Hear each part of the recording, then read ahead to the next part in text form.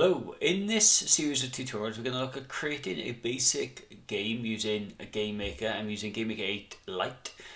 The reason for this is when you compile a game in GameMaker 8 it will not watermark it. 8.1 does watermark it, although for what I'm going to be doing GameMaker 8 is going to be absolutely fine.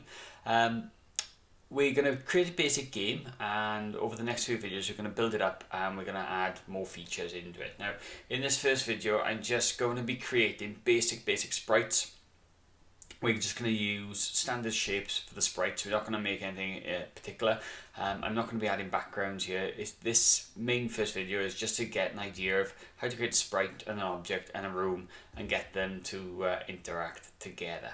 Okay, so what we are going to look at first is on the left hand side you can see I've got a number of folders here, so you can see this will be quite neatly organized. So my sprites are going to live in my sprite folder, my objects are going to live in my objects folder, and the rooms are going to obviously live in the rooms folder. So the first thing we're going to do is create a sprite. Now think of a sprite like a character. Okay, now we don't actually control the characters using the sprite. The sprite is just, say, like a front end. The object will actually give the character some sort of movement, or what we call actions. So the first thing we're going to do is right click on the sprite and click on create sprite. Now this properties window will open, and the first thing we should do is name the sprite. Now I've got a naming convention that I'm going to stick to in my video, so I'm going to have SPR for sprite and I'm going to put underscore, and because this is my main player I'm going to call it player, like so. Now in later videos we're going to be loading sprites from the internet and other resources, but for this one we're going to actually create our sprite.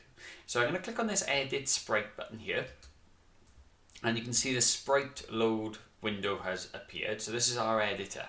I'm going to click on this little plus here, right? So it looks like a new page with a plus, and what this does is it makes image 0. Now, if I do this a few times, you can see image 1, image 2, image 3. These are basically different types of images, and if we make an animation, which we will do later in another video, this is basically how we animate our image, right? So what I'm going to do, I'm just going to delete these for now. So I'm going to edit, delete, edit, delete, edit, delete, because I only want one basic image for this first part. Now, to actually set and create the image, I'm going to double click on it, and we are now going to draw. Now this editor is quite basic, but it's good enough for what we need to do. I'm just going to zoom in as much as I can, and we're going to make a circle. So I'm going to click on the circle, and we're going to set a color for a circle. So you've got an inside color and an outside color. So I'm going to click on my left here, and I'm going to set it to, say, a light green, and then I'm going to set my right, and I'm going to set that to like a darker green here. Click OK, and I'm just going to draw. Now I've done a fairly good job of this at the moment. I've just drawn that roughly in the center. If you need to move this again, this is a little bit difficult, but it's one of the quirks with this software editor. If you click on this select region, what it allows you to do is select and highlight over, and then you can move it around in whatever way you want. Indeed, if you wanted to, then you can cut it to obviously remove it completely and paste it back in if you need to, and then obviously you can move it. Now if you wanted to do something else, so let's say for example I wanted to recolor this, all you do is click on the paint bucket tool, click on a new color, and then select obviously the color that you want. Now I'm just going to reset that back to the color that it once was, or try to get to a color that it once was. That'll do. Okay, so at the moment I've got my player, which is good. So I'm going to click on the tick there, and that tick saves it for me. And then if I click on the tick there, you can see now everything is here. Now how big is this? Well, it's 32 pixels by 32 pixels. In a later video we're going to make more sprites which are going to be obviously bigger than this, but at the moment 32 is fine for what I need. So I've made my player sprite. The next thing I'm going to do is I'm going to create another sprite, and I'm going to call this SPR enemy. And again we're going to go to edit, and we're going to add, double click, and this time I'm going to use a square, zoom it in using the zoom button here, and I'm going to change the color completely. We're going to go with red and I'm just going to draw this on like so. There you are. So I'm happy with that. Click on the tick, click on the tick, click OK, and great. I've now got my player and I've got my enemy set up. So the next thing we're going to do is we're going to make objects. Now these objects essentially are going to have the code in it behind them so that we can move things around. So I'm going to right click and click on create object. And what I'm going to do then is we're going to follow our naming convention, but these are objects. So I'm going to put obj sprite, or player rather. So obj player, and then we have to select our sprite. So I'm going to click on this option here, look, and we're going to click on player.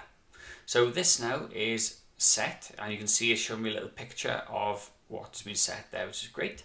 And we're going to add an event. Now the events, think of them like a click event, or a click on a keyboard, click on a mouse. So I'm going to click on here, look, add event, and then we're going to select keyboard here. So we're going to set our keyboard control. So when I use my arrow keys on the keyboard, my player is going to move. So if I click on keyboard, and then we're going to do up first. Now what we then do is we drag actions into this actions panel here. So if I click, drag, and then leave go, you can see now I've got a move fixed and I've got a speed. So my direction is going to be up, which is here, and then I'm going to set the speeds. The speed's going to be 5, and then I'm going to click OK, and it's as simple as that. So I'm going to add another event. It's going to be a keyboard, and we're going to go down, drag the move in, click on down, and then put a 5 in. Now we're going to repeat the steps for left and right as well. The only difference is obviously we're going to set the left key, and we're also going to do the same there with the right. So again, keyboard, right, drag the move, click on right, and then 5. Click OK, and so far we now have controls for my game. Now if I wanted to, I could add this into a room, but I'm just going to set the controls for my enemy before adding it into the room, and I'll show you why later. So I'm going to right click again in the objects and click on create, and we're going to go obj enemy, and we're going to add in a enemy sprite. Now this time, because we're not going to be controlling it as a player, the computer is going to be controlling it, we're going to set something called a create event. So think of it like when the game's created or when it's played. So as soon as the game's created, we're then going to use this blue option here, which is a free movement. You notice this one's move fixed, this is move free. And what we're going to do is we're going to set then direction. So we're going to say random, and then we're going to say 360. Now what this is going to allow the computer to do is randomly choose a direction, right? So out to 360 degrees, so out of a circle, it's going to randomly choose a number, and then it'll just basically go at a constant speed. And the speed I'm going to set is going to be 3. Okay, so my player is always going to be faster than my enemy. Now if I click OK on this and then click OK again, you can see now my object enemy has been set there, which is great. So the next thing I'm going to do is add in a room. So I'm going to right click here, I'm going to create room, and this is my room. Now it doesn't look that impressive at the moment, it's not. You can see all these grids are on. Now if you ever get confused, because this does look a little bit confusing, I can turn the grids off. You can see now it just looks like a grey space. How big is this space? Well, if we click on the settings, you can see we've got a room 0, which is the name, which is there. We can got a caption for the room, so basic game as an example. I'm just going to put that in, and then the width and the height, these are the pixels. Okay, so this is the amount of pixels that's in this room, so it's 640 by 480 pixels. Now what we're going to do is we're going to then select on the option, let me pause that, we're going to select on the option, and we're going to add in a few enemies. Now let's say for example you make a mistake and you think, oh, I've added too many enemies. It's fine, as long as I've got this selected, right click and they disappear again. So if you left click with a mouse, you can start placing them, and then if you right click, they disappear. Now I need to set one player, so I'm going to click in this box here, normal click, so left click, and then I'm going to click on object player, and I'm going to put my player just right in the center. Now at the moment this game is ready to be played, so let's see. There are going to be a few problems with this game. So if I click on the tick here and I'm going to press this play button, what it'll start doing is it'll start compiling my game. Now this does take a few seconds depending on how fast your computer is and how complex your game is. Now this probably shouldn't take too long. There are started a build. Don't worry that GameMaker disappears, it's all part of the process. And this is our game. Now if I press the arrow keys, you can see it is going, but you can see there is a little bit of an issue. Now I've pressed the arrow key once and my sprite is continuing to move, which isn't great. It also goes off the screen, but you'll notice all my enemies have disappeared. They've disappeared because they've gone off the screen. So what we need to do, we can do two things. We can either make another sprite, and we can basically put the sprite around this screen. And what we can say is if these enemies or the object hits whatever's around the screen, then it's going to bounce. Or we can do a warp. Now I'm going to do a warp first, and then in a later video we'll look at doing a bounce, because we can get it then to bounce off certain things. So let's have a look. How do we set this up? Well, remember now, all of our code is done in our objects. So I'm going to double click on my enemy, and what we're going to do is we're going to click on add event, we're going to go to other, and then we're going to basically say what happens when it hits the outside of the room. So when it's outside the room, we are going to use this one here, which is the wrap. Sorry if I've said warp, I meant wrap.